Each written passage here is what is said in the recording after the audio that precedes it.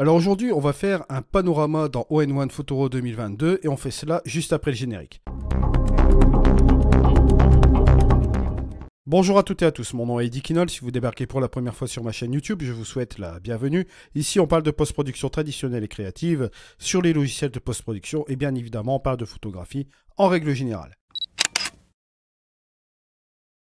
Alors aujourd'hui, je vous propose de faire un panorama dans All-in-One Photoro 2022 et vous allez voir que la démarche est très simple. Alors pour commencer, ce que je vais faire, je vais sélectionner mes 3 photos. Mais là, je ne vais pas prendre des verticales, je vais simplement prendre des photos horizontales pour faire ce panorama. J'ai fait 3 photos à main levée en future projection d'un panorama, bien sûr. Je vais vous montrer 2 méthodes pour faire ce panorama. Une méthode, on va dire correcte, où on va prendre le temps de faire ce panorama, bien sûr, et une méthode un petit peu plus expéditive que vous allez voir juste après. Alors, on va commencer par la méthode la plus correcte. C'est très simple. En fait, vous allez prendre vos 3 photos qui sont juste ici. Vous allez activer la pellicule qui est juste ici, d'accord? Et vous allez aller tout simplement dans l'onglet développer. Voilà. Une fois que vous êtes dans l'onglet développer, là, vous voyez que vous avez forcément les 3 photos. 1, 2, 3. 1, 2, 3. Voilà. Alors, on va tout simplement faire notre correctif ici sur le fichier RAW. Alors, faire la correction des fichiers RAW, bon, ça va être très simple. Bon, vous allez tout simplement dans le AI Auto, on ne va pas s'embêter. Voilà, juste comme ceci. Et on va tout simplement aller dans la balance des blancs. On va le mettre en auto ici, cette fois-ci. On est toujours sur ce fichier RAW, vous le voyez là. Bon, vous avez cette chose qui est relativement intéressante. Bon, la correction d'objectif, elle se fait toujours automatiquement dans All-in-One Photoro. Vous voyez ici, hein, un profil d'objectif qui a été fait là. Donc, il n'y a pas de problème là-dessus. Alors, bien sûr, ici, une fois que vous avez fait ces choses-là, on va garder l'effet basique. Hein. Si vous faites ici le avant et le après, vous voyez que la projection qui s'est faite ici est relativement bien faite, bien sûr. Alors, vous pouvez évidemment, si vous le souhaitez là, descendre un petit peu votre lumière pour récupérer un petit peu plus ici. On ne va pas s'attarder au développement aujourd'hui, on va tout simplement faire le panorama, bien évidemment. Alors, ce que vous faites ici, vous avez vos 3 photos sélectionnées et vous faites tout simplement synchroniser tous les paramètres. Voilà, juste comme ceci. Une fois que vous avez fait synchroniser tous les paramètres, regardez ce qui va se passer. Boum, la photo ici a les mêmes paramètres que la première, et forcément, la dernière photo, vous voyez qu'elle a les mêmes paramètres aussi également. Donc, ce qui nous fait que là, maintenant, on va pouvoir retourner dans notre menu, ici, librairie, que vous voyez là. Là, on va pouvoir prendre nos 3 photos sans aucun problème, bien sûr. Hein. On fait un petit shift, voilà, on prend les 3 photos. Voilà. Et là, cette fois-ci, on va s'amuser à faire notre panorama. Là, on tombe sur notre menu option du panorama. Bon, là, type, vous laissez en automatique, vous embêtez pas. Au niveau des bords, vous avez différents types de bords pour sélectionner ici, pour faire votre panorama. Bon, le surgir, c'est une petite erreur de traduction, vous la laissez comme ceci. La taille du fichier, soit 50% ou 100%. 50%, c'est 50% du nombre de pixels. Bon, 100%, on le garde dans l'original, bien sûr.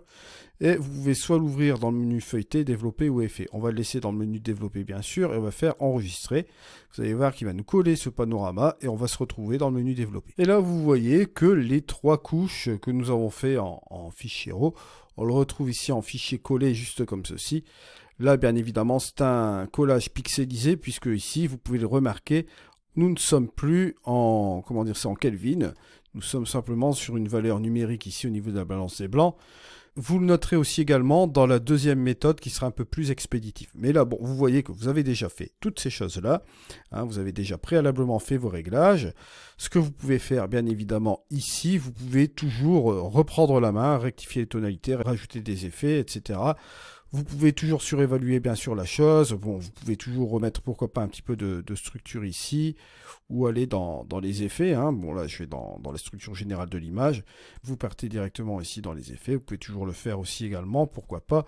On pourrait très bien rajouter si on le souhaite ici un contraste dynamique. Le contraste dynamique, bon ici qui par défaut est en naturel, vous voyez avant, après. Et si vous voulez vraiment ajuster le tout, on pourrait aller par exemple ici avec un masque de luminosité, on va aller dans l'affichage, on va inverser la phase, on va prendre plus cette partie-là bien sûr. On peut tout simplement régler un peu la sélection ici des niveaux, on peut simplement enlever un peu plus la lumière. Tiens, on va garder ici plus cette partie-là. Voilà. Et on va regarder ce que ça donne si j'enlève l'affichage. Vous voyez ici, on a rajouté un petit peu de contraste dynamique juste sur la partie du masque. Hein, je vous rappelle, les parties blanches qui ici qui sont relativement bien affectées également. On l'a rajouté sur la végétation, bien sûr. À vous de voir, de contrôler bien sûr cette chose-là avec les tons moyens aussi également. Et vous avez même la possibilité, si vous voulez l'extraire de l'eau, si vous voulez pas mettre trop de contraste dynamique au niveau de l'eau, bah, vous supprimez par exemple cette partie-là. Voilà, ça peut aider aussi, hein, parce que vous avez toujours l'effet pinceau qui est là, qui peut vous aider aussi également. Voilà. Je fais ça grossièrement, bon. Alors, bien évidemment, ici, vous pouvez même jouer avec une progressivité. Voilà, pour jouer un petit peu avec cet ensemble-là, ou jouer même avec la densité. Mais là, vous vous doutez bien que ici, dans notre cas, on peut même ici donner plus d'importance à notre masque. Voilà, dans cette partie-là.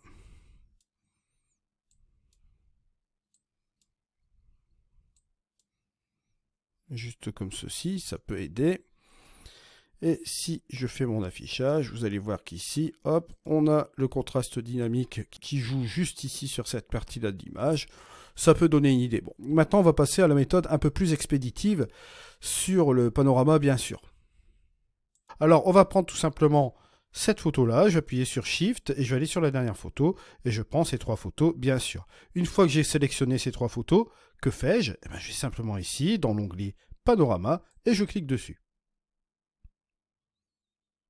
Vous allez avoir un petit temps d'attente pour la préparation, bien sûr, de cette prévisualisation de ce panorama. Une fois dans le menu du panorama, vous avez ici plusieurs options. Bien sûr, vous avez le type auto pour réaliser votre panorama, sphérique ou collage. Je vous conseille de le laisser en auto. Il fait très bien son travail comme ceci.